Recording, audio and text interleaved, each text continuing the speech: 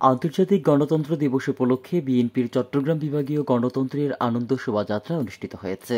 শোভাযাত্রা মিছিলে যোগদান করেন চট্টগ্রাম বিভাগ, মহানগর ও থানার যুবদল, কৃষক দল, ছাত্রদল, স্বেচ্ছাসেবক দল, তাঁতি দল, বিএনপির অঙ্গ সংগঠনের বিভিন্ন নেতৃবৃন্দরা। মঙ্গলবার দুপুরের পর থেকে মিছিলে মিছিলে মুখরিত হয়ে ওঠে পুরো সিআরবি কাজীরদেউরি এলাকাটি।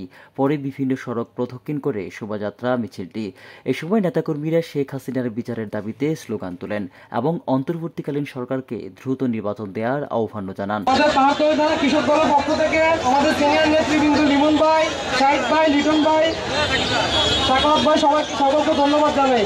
আজকে চট্টলাবাসী দেখিয়ে দিয়েছে এতদিন 16 বছরের ক্ষোভ, যত ক্ষোভ ছিল সবগুলো ক্ষোভ আজকে মানুষের একসাথে আনন্দ উৎসবের মতো করে সবাই প্রকাশ করেছে। ইনশাল্লাহ আজকে আমাদের প্রোগ্রাম সফল। অন্তর্বর্তী সরকারের কাছে দ্রুত নির্বাচনের দাবি জানাই দিচ্ছে। স্বৈরাচার মুক্ত এই বাংলাদেশে, স্বাধীন বাংলাদেশে আমাদের আজকে চট্টগ্রাম বিভাগীয় বিশ্ব গণতন্ত্র দিবস স্বতঃস্ফূর্তভাবে আমরা পালন করেছি। যেভাবে নৃশংসভাবে গুলি চালাইছে ওইটার বিচারের আওতায় আনা যাবে।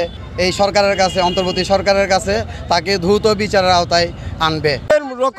শোভাযাত্রা হচ্ছে নির্বাচনের রুট ম্যাপ, অর্থাৎ একটা নতুন নির্বাচন দিবে তো অন্তর্বর্তীকালীন সরকার খুব অতি শীঘ্রই।